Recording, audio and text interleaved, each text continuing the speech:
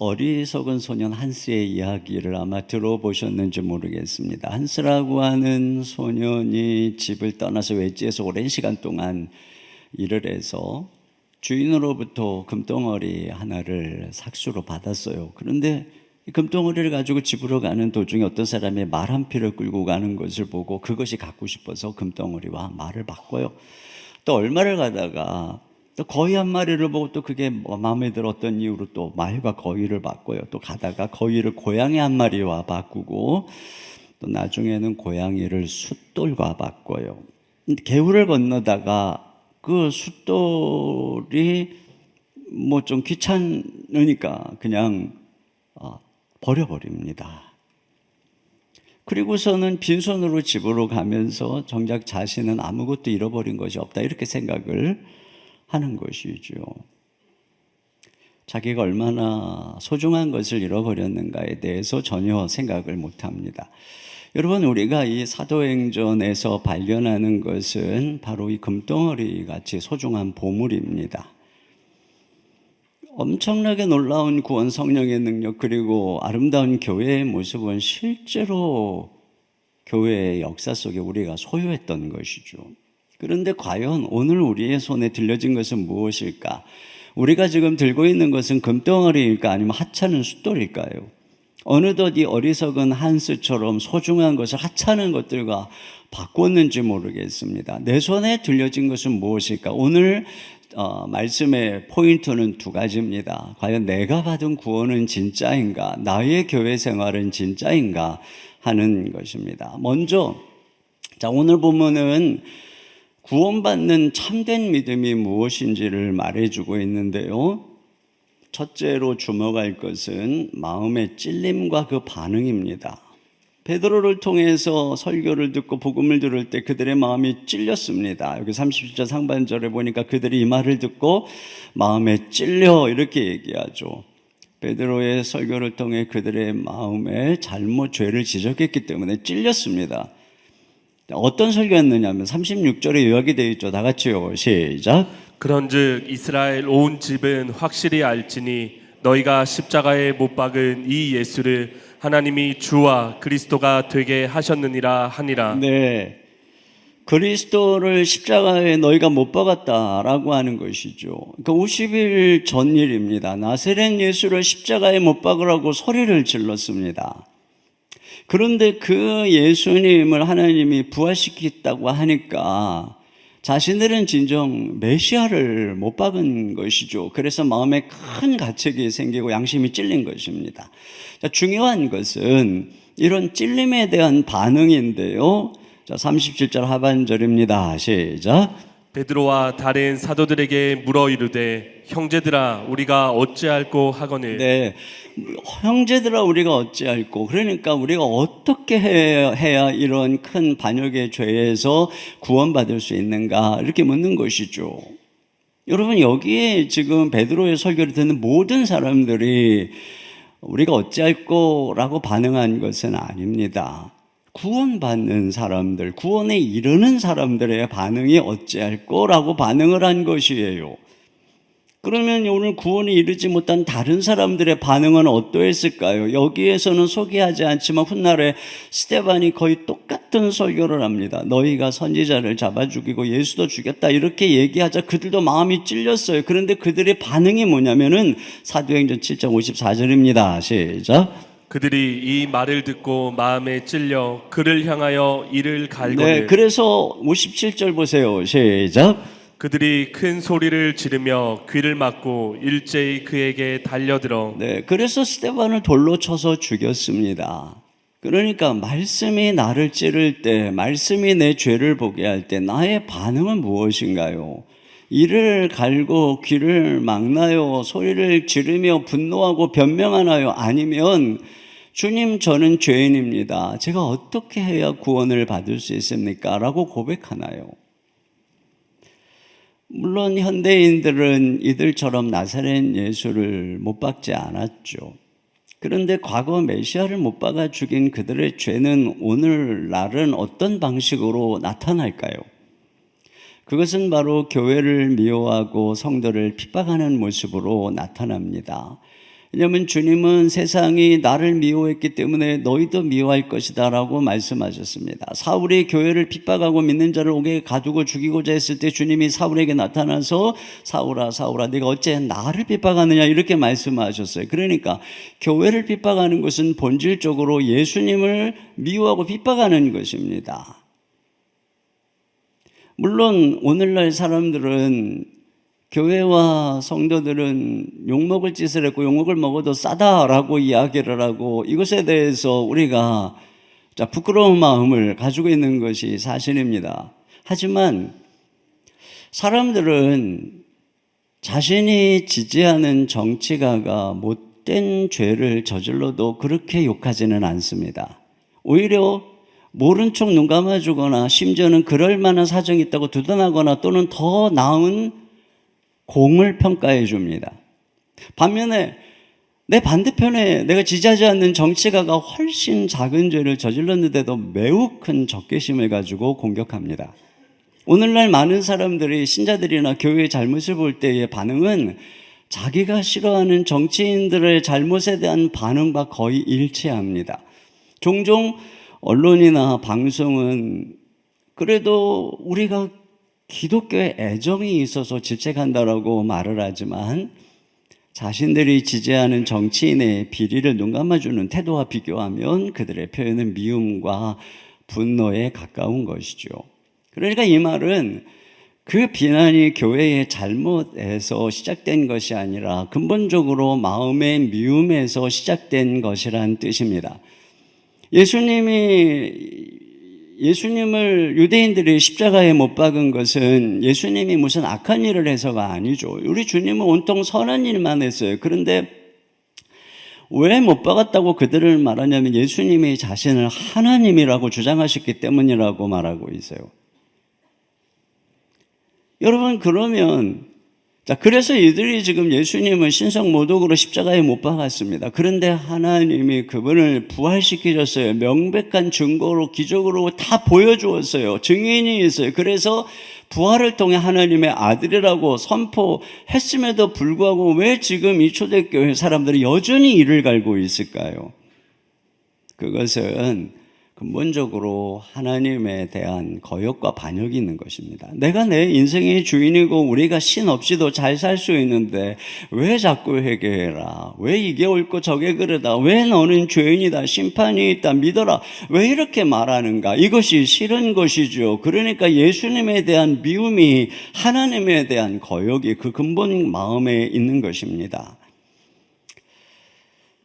요즘 세상의 유혹으로 가정이 얼마나 파탄위기로 치닫는 일이 많은지 모르겠어요. 그럼에도 불구하고 교회에 나오는 남편들도 또 아내들은 특별히 아내들 보면 늘 경건의 훈련을 하고 남편과 자녀를 위해서 기도하니 이거보다 감사할 일이 없어요.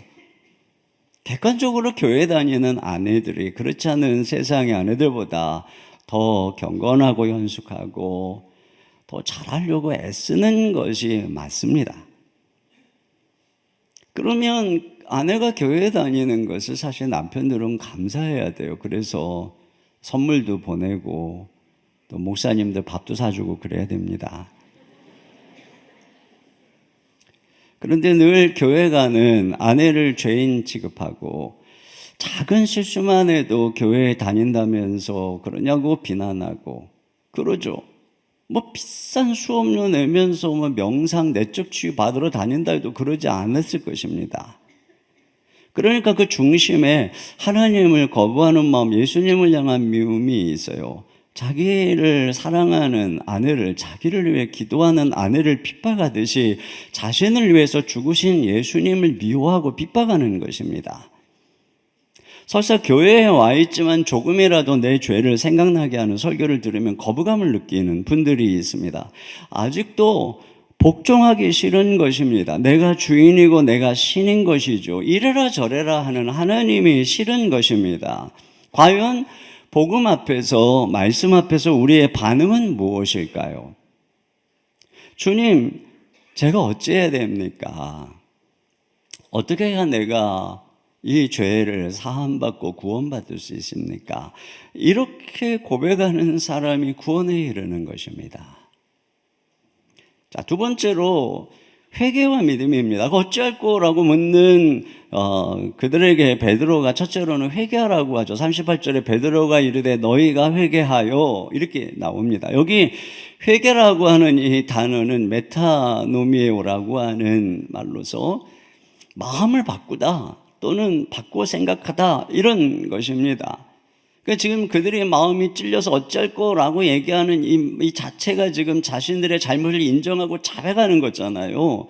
그러니까 지금 그 잘못된 데서 이제 태도를 바꿔라, 마음을 바꿔라, 거역하고 불순종하는 태도와 방향을 이제 멈추고 돌이켜라, 이것이죠. 이것이 회개인 것이에요.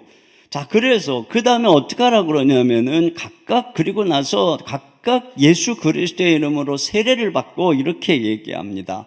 그러니까 이제 예수를 거역하고 못 받고 미워하는 자리에서 돌이켜서 이제 그분의 이름으로 세례를 받아라, 이런 얘기를 하고 있어요. 여러분, 세례를 받는다는 것은 많은 사람들 앞에서 나는 이제 예수님을 나의 주인으로 그리스도로 믿습니다라고 하는 공적인 고백인 것입니다. 여러분, 우리가 성경에 보니까 구원을 받으려면 먼저 마음으로 믿고 입으로 시인해야 된다, 이렇게 얘기를 하고 있어요. 그런데 그 입으로 시인한다는 게 고백인 것입니다. 근데 이 입으로 시인하는 고백은 아무도 없는 데서 혼자 내 말로 그냥 조용히 나는 예수님을 믿습니다, 이렇게 하는 고백에 그치는 것이 아닙니다. 이건 공적인 고백이에요. 특별히 보세요. 여기 지금 불과 50일 전에 바로 이 예루살렘에서 예수님이 처형되었어요. 그런데 지금 그 예루살렘 한복판에서 세례를 받는다는 것은 그 같은 장소에서, 그 예수님이 처형된 그 같은 장소에서 나는 예수님을 하나님의 아들 나의 주님으로 믿습니다, 이렇게 공적으로 고백하는 거예요. 그러니까 너희가 회개하고 예수의 이름으로 세례를 받으라 라고 하는 말은 그들이 지금 불과 50일 전에 예수를 십자가에 못 박으라고 주님을 거역하고 죽인 그 행위에서 돌이켜라, 반대로 돌이켜서 돌이켰다면 이제 모든 사람들 앞에서 나는 그분이 하나님의 아들이고 그리스도이고 나의 주님이심을 믿습니다 라고 고백하라는 것입니다. 여러분, 이것이 얼마나 위험한 일입니까? 자칫 예수님처럼 미움받고 예수님처럼 십자가에 못 박힐 수도 있는 것입니다. 그럼에도 불구하고 예수님을 나의 주님으로 그리스도로 믿습니다, 이렇게 고백해라, 이게 세례라고 하는 것이죠. 그러니까 세례를 받는다라고 하는 것은 완전한 방향의 선회를 말하는 거예요. 이게 바로 믿음이라고 하는 것입니다. 그래서 뭐라고 합니까? 그래야 죄사함 받고 성령을 선물로 받는다는 것입니다. 그러니까 다시 말하면 그렇게 할 때 우리가 비로소 죄사함 받고 거듭나는 은혜와 축복을 받는다는 것이죠. 지난주에 복음은 자리바꿈이라고 했습니다. 여러분, 예수님이 내 대신에 죄인의 자리에서 죽으시고 나는 예수님 대신에 의인의 자리에 이렇게 바꿈하는 것, 이것이 복음이라고 했습니다. 그러면 어떻게 우리가 자리바꿈을 할 수 있을까요? 어떻게 하면 그분이 이루신 것이 내 것이 될 수 있을까요? 그것을 지금 얘기하고 있는 거예요. 위험에도 불구하고 공적으로 그분의 신앙을, 그분을 향한 신앙을 고백하며 예수의 이름으로 세례를 받아라, 이렇게 말하고 있는 것입니다. 여러분, 어느 시골 처녀를 한 왕자가 너무너무 사랑했어요. 그래서 정말 그녀를 사랑해서 그녀를 행복하게 하기 위한 모든 준비를 다 마쳤어요. 그러면 이제 어떻게 그 시골 처녀는 왕자가 마련한 그 모든 것을 자기 것으로 차지할 수 있을까요? 그건 결혼하는 것입니다. 마찬가지입니다. 여러분, 세례라고 하는 것이 바로 그것이에요. 그냥 세례라고 하는 것은 마음으로만 사랑하는 데서 끝나는 것이 아니라 이제 그 예수님이 나의 주님입니다라고 사람들 앞에서 세상 가운데서 공적으로 고백하는 것입니다. 그런 고백이 때로는 손해를 가져올 수도 있고 어려움과 죽음이 와도 고백하는 것입니다. 예수님이 나의 주님입니다. 어떤 어려움이 와도 나는 예수님을 바꾸지 않습니다. 이것이 믿음이라고 하는 것이에요. 그래서 주님이 뭐라 그럽니까? 이 고백에 대해서 너희가 사람들 앞에서 나를 시인하면 나도 내 아버지 앞에서 너희를 시인할 것이고 너희가 사람들 앞에서 나를 부끄러워하면 나도 너희를 내 아버지 앞에서 부끄러워하리라 라고 말하죠. 그러니까 이 고백이 우리 신앙을 그대로 보여주고 있는 것입니다. 여러분 과연 한번 생각해 보세요. 2000년 전 이 베드로의 설교를 듣는 그 자리에 내가 있다고 생각해 보십시오. 여러분 과연 회개하고 예수님의 이름으로 세례를 받는 그 자리에 계실까요? 아니면 야 이거 내가 예수 믿는다고 그러면 큰 손해가 있을 텐데, 그리고 세례를 거부할까요? 아니면 세례 받는 건 나중에 하고 그냥 적당한 거리를 두고 있을까요? 내 믿음이 과연 정말 이 성경이 말하는 구원에 이르는 믿음이 있는지 한번 돌아보셔야 됩니다. 자, 그런데 여기서 우리가 또 하나 주목해야 될 단어는 부르심입니다. 자, 39절 다 같이요. 시작. 이 약속은 너희와 너희 자녀와 모든 먼 데 사람 곧 주 우리 하나님이 얼마든지 부르시는 자들에게 하신 것이라 하고. 이런 베드로의 전도를 보면서 이런 생각이 들죠. 처음부터 이렇게 목숨 걸고 예수님 믿으라고 하면은, 이렇게 세례 받아야지 된다고 하면은, 과연 누가 지금 이 무서운 상황에서 예수를 믿는다고 할까?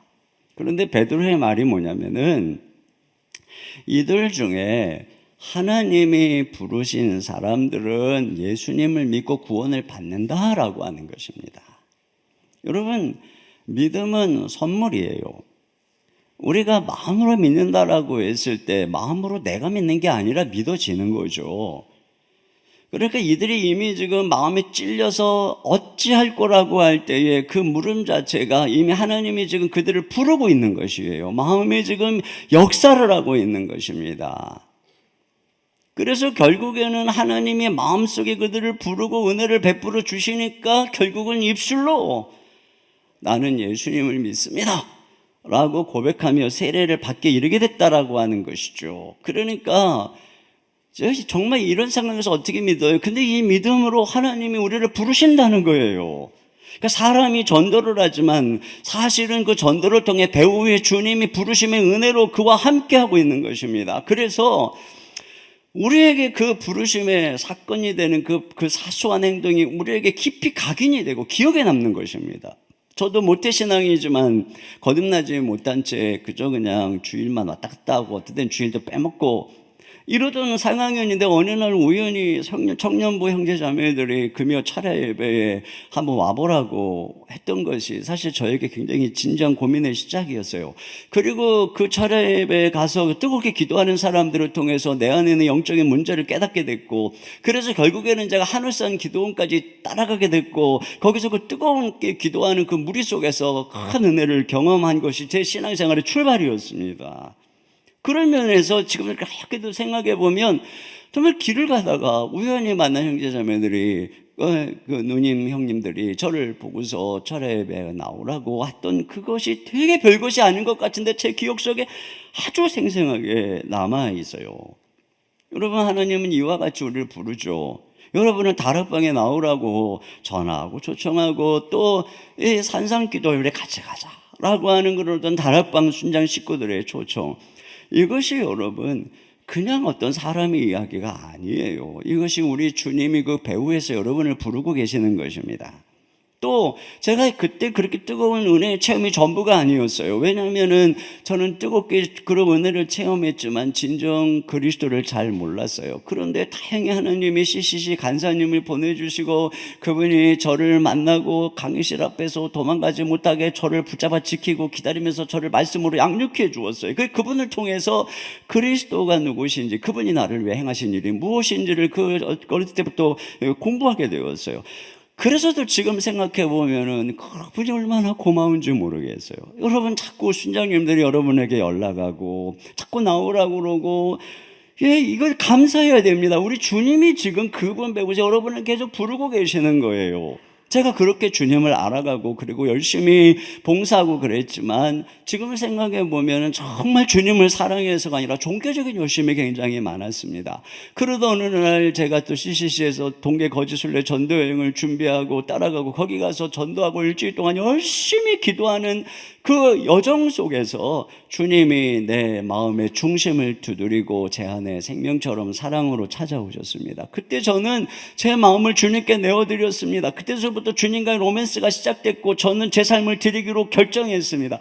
그래서 지금도 생각하면 그때 그 거짓 종교순례 전도 여행의 그 기간들이 너무 고통스러운 시간이었지만 그렇게 고맙고 감사할 수가 없어요. 왜냐하면 그 모든 여정들이 저를 부르심의 순간들이었기 때문에 그래요. 여러분, 우리 지금 선교여행 뭐 이제 공부 나오죠. 전도여행, 또 앞으로 농촌 선교, 또 우리 수련회. 우리가 편안의 우상을 버리고 집을 떠나는 이 모든 여정 속에서 우리는 그 과정 속에 우리를 더 깊이 부르시는 주님을 만나게 되는 것이에요. 제가 말씀드린 이것이 저에게는 1년 안에 다 일어난 일입니다.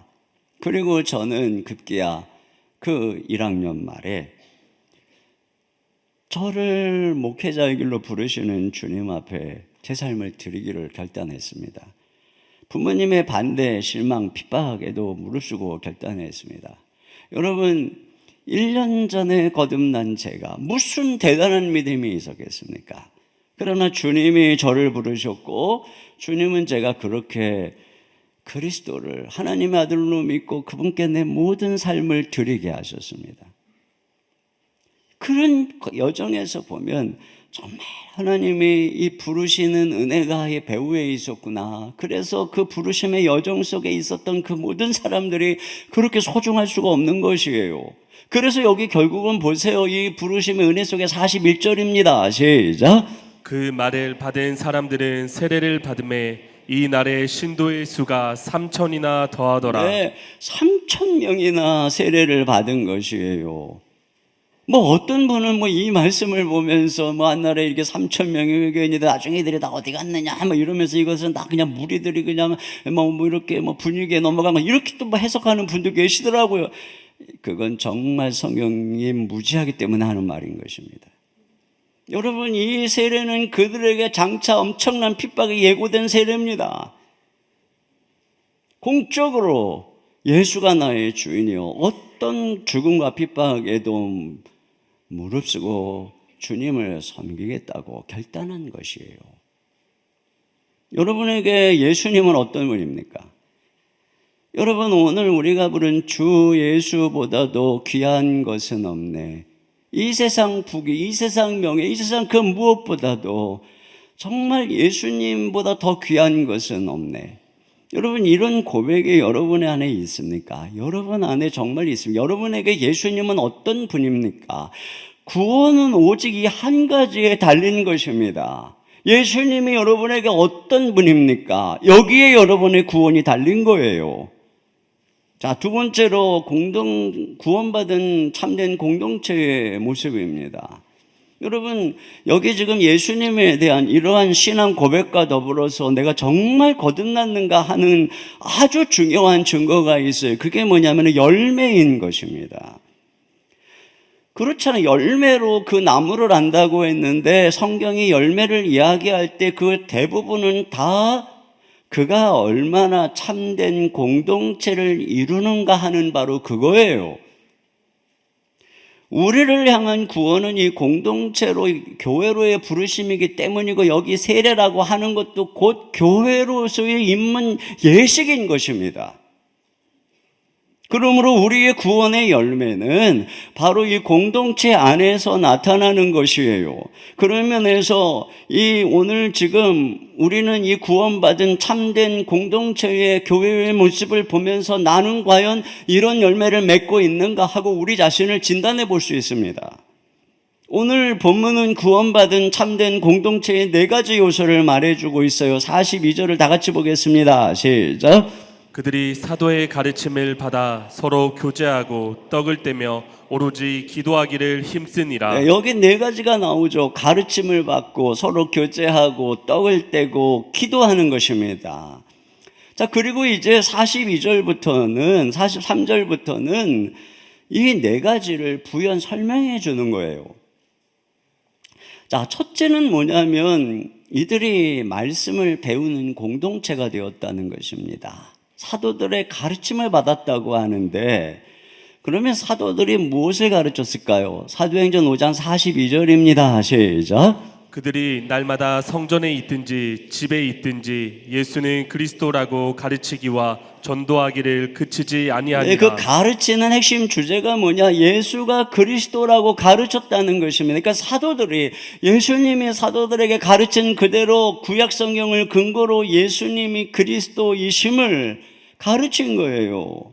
여러분, 진정한 공동체는 세상의 이론이나 철학이나 사상으로 이루어지는 것이 아닙니다. 사도들의 가르침이니 성경을 통해서 우리가 다 같이 그리스도를 알아감으로써 이 공동체가 이루어지게 되는 것입니다. 여기 43절이요. 다 같이 시작. 사람마다 두려워하는데 사도들로 말미암아 기사와 표적이 많이 나타나니. 네, 사도들이 말씀을 전할 때 기사와 표적이 많이 나타났어요. 여러분이 앞에도 우리가 본 것처럼 나사렛 예수를 하나님이 그분을 통한 능력과 기사와 이 표적으로 그분을 증언하셨다고 하는 것처럼 사도들이 그리스도를 가르칠 때 성령께서 각자의 여러 가지 기사와 표적으로 친히 증거한 것입니다. 그렇기 때문에 그 앞에서 그들이 하나님을 두려워하게 되고 그 말씀을 두려워하게 되고 그래서 그 말씀대로 순종하게 된 것이죠. 여러분, 우리가 하나님의 말씀을 배우는 공동체가 되어야 되지만 중요한 것은 그 말씀에 순종하는 공동체가 되는 것이에요.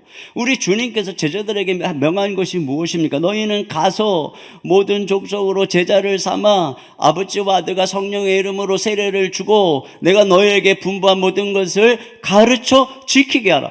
지금 보세요. 그대로 하고 있는 거예요. 그들이 지금 세례 주고 끝! 이게 아니잖아요. 가르치고 있는 거예요. 가르쳐 지키게 하고 있는 것입니다. 그러니까 진정한 공동체는 여기에 있어요. 과연 사도들의 가르침인 이 성경을 배우고 있는가? 목회자 평신도들을 통해, 평신도 지도자들을 통해 또 다락방에 나가면서 이 나눔을 통해서 날마다 주님을 알아가고 이 말씀에 순종하기를 힘쓰고 있는가? 이것이 진정으로 구원받은 성도들이 맺는 열매라고 하는 것입니다. 두 번째로는 교제, 코이노니아입니다. 서로 교제했다라고 할 때의 그 단어가 코이노니아인데, 여러분, 여기 성경의 코이노니아라고 했을 때 더 중요한 핵심은 펠로우십보다는 나눔에 있어요. 나눔. 자, 그 코이노니아를 설명해 주는 것이 44, 45절입니다. 시작. 믿는 사람이 다 함께 있어 모든 물건을 서로 통용하고 또 재산과 소유를 팔아 각 사람의 필요를 따라 나눠주며. 네, 그들은 함께 공동체를 이루어서 서로 물건을 이렇게 통용했다라고 하는 것은 함께 나누고 함께 공용으로 사용했다고 하는 것입니다. 그러다 보니까 재산과 소유를 팔아서 필요를 따라 같이 나눠주고 이렇게 살아갔다고 하는 것이죠. 그러니까 서로 중에 어려운 사람들의 형편을 돌아보면서 함께 사랑을 나누는 그런 공동체였다고 하는 것이에요. 특별히 여러분, 여기 이제 3,000명이 세례를 받아서 갑자기 그들이 모두가 다 교회의 구성원이 된 이 정황을 한번 생각해 보세요. 이 3,000명 중에 대부분 어떤 사람들이 많을까요? 이미 우리가 사도행전 2장 앞에서 보았던 것처럼 그들은 다 여러 외국에서 온 유대인들이었어요.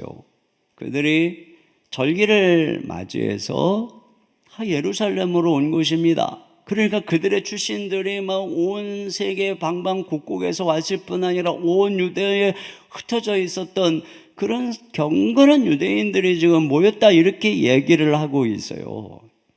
그러니까 이 얘기를 하는 것은 여기에 지금 3,000명 중에 상당한 숫자가 그들이라고 하는 것이고, 그러면 그들은 예루살렘에 거처가 없어요.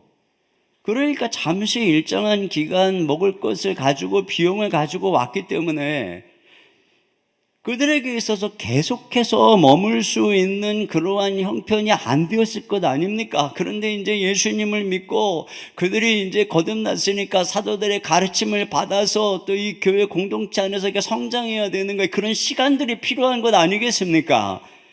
그런데 지금 그들이 거할 거처가 있어요. 먹을 것이 있어요.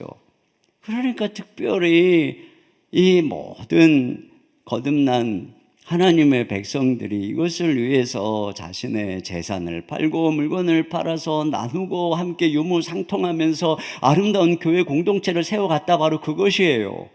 근데 이건 지극히 자발적이라고 하는 것을 우리가 알 수 있죠. 그냥 다 자발적이에요. 나중에 아나니아 삽비라 통해서도 그러지 않습니까? 그러니까 예수 믿는 사람들에게 이 초대교회 보여주는 아주 특징적인 모습이 바로 나눔이라고 하는 것입니다. 우리를 위해서 자기 자신을 내어주신 예수님을 진심으로 믿는 사람들이 결코 할 수 없는 것이 뭐냐면 그것이 인색하게 사는 것이며 어려운 이웃의 형편을 보고도 무관심하는 것, 이것은 불가능하다라고 하는 것입니다. 여러분, 이 말씀을 보고 여러분이 재산을 팔고 물건을 팔아서 나누어야만 나누어지는 것이다라고 말씀드리고 싶지 않아요. 왜냐하면 이미 대부분의 많은 분들은 그렇게 하고 있기 때문에 그렇습니다. 여러분이 10의 1조를 구별하여 주님 앞에 드리고 주일헌금, 감사헌금, 한평헌금을 평생 드리면서 살 때에 이미 여러분은 여러분의 재산의 10분의 1 이상을 팔아서 주님 앞에 드리고 있는 것입니다. 교회는 바로 그러한 나눔으로 이루어지는 것이지요. 나눔으로 우리가 이 예배당 안에서 우리들의 나눔을 통해서 수많은 교역자들의 생활비를 후원하며 그들이 전심으로 말씀을 가르치고 훈련하고 신방하고 성들을 돌보는 일에 전념하도록 할 수 있는 것이며, 다음 세대들을 교육하고 이음센터를 마련하고 학교를 운영하고 수많은 선교사님들을 후원하고 복지기관을 지원하고 이웃사랑 사역을 하고 사회봉사 사역을 하는 등 모든 일들이 이루어지는 것이 어디에 무슨 다른 우리가 무슨 사업을 하고 무슨 뭘 하고, 아닙니다. 전적으로 나눔으로 세워져 가고 있는 것이 바로 오늘 교회의 모습입니다. 물론 우리가 이에 더하여 재산을 팔고 우리의 유산을 주께 드리며 교회의 필요와 이웃들을 또 채울 수 있다면, 필요를 채울 수 있다면 더없이 멋진 일이죠. 그러나 가장 기본적으로 우리가 헌금과 11조 생활에 성실하게 참여함으로써 우리 안에 있는 이 탐욕과 소유욕을 제어하며 우리는 이웃을 돕고 주의 나라를 세워가는 것이에요. 과연 나는 이런 나눔에 참여하고 있습니까? 이 나눔을 통해서 그리스도의 사랑을 실천하는 이 일에 나는 어떤 변화가 있습니까? 이걸 물어보십시오, 본인에게. 세 번째로는 함께 모이며 환대하는 공동체입니다. 자, 여기 46절 상반절 다 같이요. 시작. 날마다 마음을 같이하여 성전에 모이기를 힘쓰고. 네, 여기 보니까 그들이 날마다 마음을 같이해서 어디서 모이냐? 성전에 모였다라고 얘기를 해요. 그러니까 성전에서는 이 3,000명이 다 모일 만한 곳은 그 성전밖에 없어요. 그 앞마당밖에 없어요. 그렇기 때문에 거기에 모여서 아마 그들은 사도들의 가르침을 들었을 것입니다. 자, 그리고서는 다 헤어져서 뭐 각자 집으로 가거나 어디로 간 게 아니라 그 다음으로는 헤어져서 어떻게 했다고 하는가 보세요. 자, 하반절 시작. 집에서 떡을 떼며 기쁨과 순전한 마음으로 음식을 먹고. 네, 여러분, 우리가 이렇게 주일날 예배를 드리고 또 이 주중에는 다 다락방으로 흩어져서 집에서 모이잖아요. 그것처럼 지금 이들이 그렇게 했다는 것입니다. 그런데 그 집으로 흩어져서 무엇을 했다고 그러냐면은 떡을 떼고 음식을 먹었다, 이렇게 얘기를 합니다. 여기 떡을 뗀다라고 하는 것은 주님의 성찬을 행했다고 하는 거죠. 그러니까 우리 주님이 제정하신 성찬을 그들이 모일 때마다 함께 나눔으로써 우리가 한 피 받아서 한 몸을 이루는 한 가족이라고 하는 것을 확인하는 것입니다. 그러한 한 가족된 확인 속에서 그들이 어떻게 했느냐? 기쁨과 순전한 마음으로 음식을 먹었다, 이렇게 얘기를 하고 있어요. 이게 뭘 가리키는 거냐면 이들이 지금 그리스도 안에서 한 가족이 된 아름다운 공동체를 이루었다라고 하는 것이에요. 여러분, 우리가 아무나 우리 집에 초대하지 않죠. 그 아무하거나 밥을 먹지 않아요. 그런 면에서 집을 오픈해서 같이 밥을 먹는다는 것은 그 사람이 그만큼 친밀하다는 것이고, 내가 당신을 나의 정말 한 가족으로 받아들입니다라고 하는 그런 의미인 것입니다. 그런 면에서 초대교회는 집을 오픈해서 서로 환대하는 공동체였고, 이 환대, 이 사랑 속에서 그들이 사랑으로 하나가 된 거예요. 여러분, 집을 오픈하고 밥을 먹을 때 이렇게 눈에 보이는 환대 속에서 우리가 마음의 치유가 일어나는 것입니다. 먹을 때 마음의 치유가 일어나는 것입니다. 다락방에 모여가지고 차만 마시는 거하고 밥에 같이 먹는 거하고 이게 하늘과 땅 차이입니다. 그리고 어느 분이 그러시더라고요. 좋은 리더는 입은 적게 열고 주머니는 크게 연다.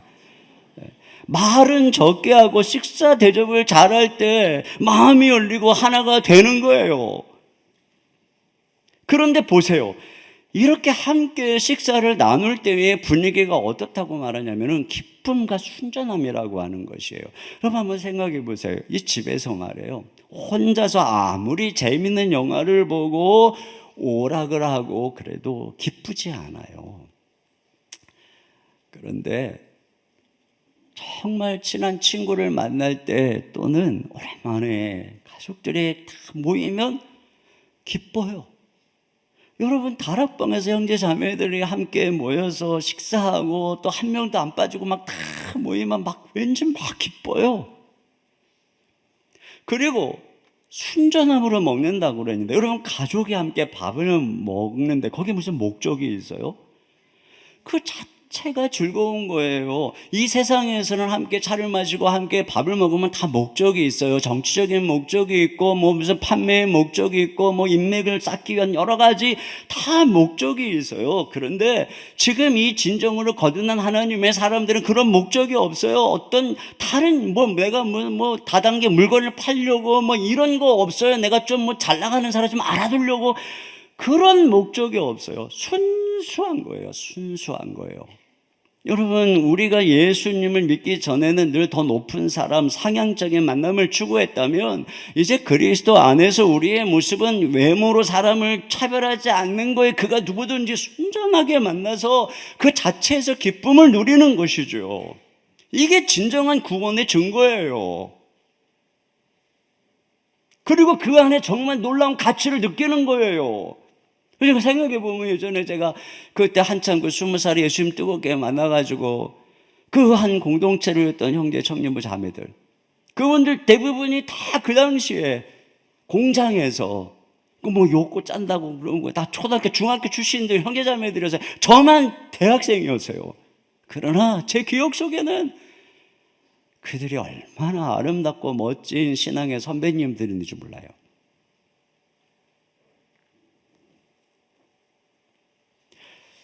이런 그 모습을 우리가 살펴봐야 됩니다. 나는 정말 예수님 안에서 이런 순전한 기쁨이 있는가? 이런 공동체가 있는가? 폴 트루니에 박사가 고독으로의 도피라고 하는 책의 서두에 이런 그 내용을 기록을 했어요. 스위스 제네바 국제복지기관에 책임자의 비서로 일하고 있는 한 여성이 있었습니다. 근데 그는 하루 일과가 끝나고 잠자리에 들기 전에 그날 방송을 마감하는 아나운서의 마지막 인사말을 항상 듣고서 잠자리에 들었대요. 그 아나운서의 마지막 인사말은 뭐냐면 여러분 이 밤도 좋은 밤 되시기를 바랍니다. 딱 이 말이었어요. 아주 짤막한 말인데 이 여비서는 하루 일과가 끝나고 잠자리에 들기 전에 이 인사말을 듣는 것을 아주 중요한 일과로 하나로 여겼다는 것입니다. 그 이유가 뭐냐면 이 여비서가 그 기관에서 일한 지 꽤 많은 시간이 흘렀음에도 불구하고 책임자를 비롯해서 그 누구 하나 그에게 인간적인 말을 걸어오는 사람이 없었다는 거예요. 하루에 수많은 사람들이 사무실에 찾아오지만 다 사무적인 이야기 외에는 다른 일이 없다는 거예요.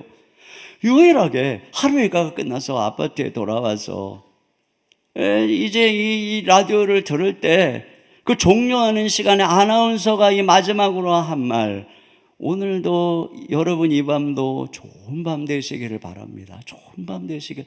이게 유일한 이 여성이 듣는 자기에게 향한 말이었다는 거예요. 폴 트루니 박사는 이런 현상이 친교에 굶주려 있는 오늘 이 시대의 사람들의 마음의 병이라는 거예요. 여러분, 오늘날 가정이 해체되고 1인 가구가 늘어나고 지금 이 이야기가 남의 이야기가 아니에요. 그런데 이런 인간의 병을 치유하는 것은 참된 친교밖에 없다는 거예요. 참된 친교가 오늘날 어디 있습니까? 여러분이 우리가 이 교회 안에서 다락방에서 모이는 것처럼 정말 진정으로 서로를 사랑하고 기뻐하며 함께 나누는 이것만큼 참된 공동체가 없어요. 자, 그리고 네 번째로 그들은 기도에 힘쓰며 예배하는 공동체에서 42절 하반절에 보니까 오로지 기도하기를 힘쓰니라 이렇게 되어 있습니다. 여러분, 이들은 말이에요, 모여서 교제하고 밥만 먹고 막 이야기만 하고 끝난 것이 아니라 서로 기도 제목을 나누고 기도하기에 힘쓴 것입니다. 주님께서 뭐라 그러냐면은 두 사람이 마음을 앞에서 기도하면 하늘에 계신 아버지께서 다 들어주신다고 말씀하셨고, 두세 사람이 내 이름으로 모인 곳에는 나도 그들 중에 있다라고 약속하셨어요. 여러분, 이것이 바로 믿는 사람들의 모임인 교회의 능력이고 이 다락방의 능력인 것입니다. 그냥 아는 친구 동창 만나가지고 삶을 나누고 위로하는 것도 물론 도움이 되죠. 그러나 그런 세상적인 친교와 교회 모임의 가장 중요한 다른 점이 뭐냐면 우리는 서로의 삶을 나누고 함께 기도한다는 것입니다. 그리고 기도할 때, 함께 기도할 때 하나님이 하늘에서 우리의 기도를 들어주신다는 것입니다. 여러분, 우리가 다락방에서 기도 제목을 나누어도 기도 제목 나누다가 정작 기도를 안 한다면 아마 분명 그런 다락방은 몇 년째 같은 문제에서 항상 동일한 것을 나누고 서로 한숨만 쉬게 될 것입니다. 그러나 기도 제목을 나누고 부지런히 합심 기도해 보세요. 다락방 식구들이 함께 다 산상기도에 올라가서 서로를 위해서 같이 기도해 보세요. 서로 매일 그 기도 제목을 가지고 중보하면서 기도해 보세요. 그러면 그 다음에 만날 때마다 하나님이 어떻게 일하셨는지, 하나님이 우리의 기도 제목에 어떻게 역사하셨는지 간증으로 기쁨과 감사와 찬양이 넘치게 될 것입니다. 이것이 바로 교회 공동체의 능력인 것이에요. 둘이 합심해서 우리 성도들이 마음을 앞에서 기도하는 것에 약속이 있는 것입니다. 그런 면에서 함께 기도할 사람, 기도의 동역자가 있다는 것처럼 귀한 일이 없는 것이에요. 앞으로 계속 보겠지만 사도들의 옥에 갇히고 어려움을 당해도 교회가 모여서 기도하니까 옥문이 열리는 그런 기적들이 계속 일어나게 되는 것을 보여요. 이것이 바로 교회에 주어진 약속인 것입니다. 다시 말하면 우리가 연합해서 기도하는 것의 능력인 것이에요. 제가 오늘 산상기도에 올라가서 말씀을 나누기 위해서 사무엘의 기도를 계속 연구를 했는데, 특별히 미스바에서 함께 모든 지파 백성들이 모여서 기도하는 부분들을 보면서 이 함께 모인 하나님의 백성들이 함께 모이는 게 얼마나 이게 위대한 일이고 이게 마귀가 얼마나 그것을 싫어하는가, 그리고 그 안에 얼마나 큰 능력이 있는가를 다시 한번 제가 깊이 깨닫게 되었어요. 여러분, 우리는 그냥 공동체가 아니에요. 우리 하나님의 백성들이 마음을 합하기만 하면, 함께 기도하기만 하면 엄청난 일이 일어나는 거예요. 그래서 우리가 산상기도를 가는 거예요. 그래서 우리가 시간을 내서 분기마다 한 번씩 올라가서 마음을 합해서 이 어려운 때에 같이 기도하자는 것입니다. 그렇게 기도할 때 하늘문이 열리게 되는 것이에요. 자, 이렇게 기도하며 그들은 여기에 찬미했다 그래서 47절 하나님을 찬미하며, 여러분, 우리의 궁극적인 목적은 하나님을 찬양하고 예배하는 것입니다. 이 진짜 건강한 공동체 특징은 뭐냐면 찬양하는 거 좋아하는 거예요. 모이면 찬양하고 또 찬양하고 또 찬양하고 예배하는 것입니다. 예배가 실종된 만남, 봉사하느라고 예배를 소홀히 한다면 그것은 이미 병든 신앙인 것입니다. 결론입니다. 47절 다 같이요. 시작. 하나님을 찬미하며 또 온 백성에게 칭송을 받으니 주께서 구원받는 사람을 날마다 더하게 하시니라. 네, 그들이 하나님을 찬양했고 찬양하자 온 백성들이 칭송했어요. 그리고 다 구원받는 사람이 더해갑니다. 여러분 보세요. 진짜는 이처럼 빛을 발하는 것입니다. 매력을 발하는 것이고 사람들이 주께 나오는 것입니다.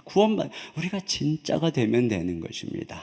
내가 정말 구원받는 믿음 안에 서 있는지, 나는 정말 그에 합당한 아름다운 공동체 열매를 맺고 있는지, 우리가 진정한 신자가 됐고 우리 교회가 정말 진정한 교회가 되려고 애쓰면 애쓸수록 하나님은 우리 교회를 통해 구원받는 자들이 점점 늘어나서 이 시대의 사명을 감당하게 인도해 주실 줄로 믿습니다.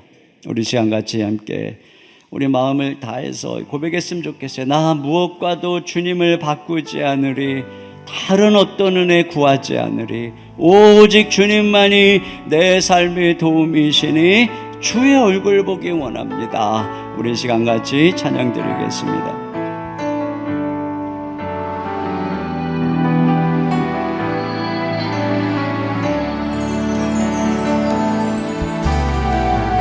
무엇과도 주님을 바꾸지 않으리.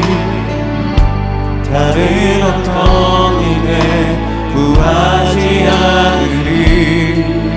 오직 주님만이 내 삶의 도움이시니 주의 얼굴 보기 원합니다. 나 무엇과도 주님을 바꾸지 않으리. 무엇과도 주님을 바꾸지 않으리.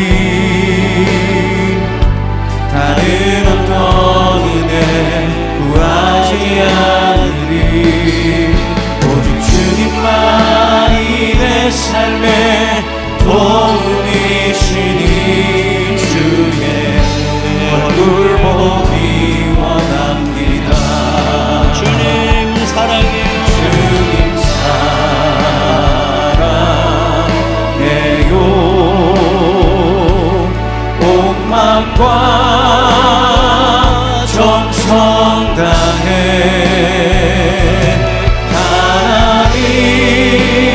하나님의 신실한 친구되기 원합니다. 우리 두 손 들고 주님 사랑해요 고백합니다. 주님 사랑해요.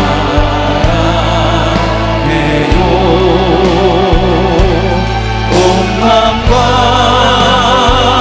정성 다해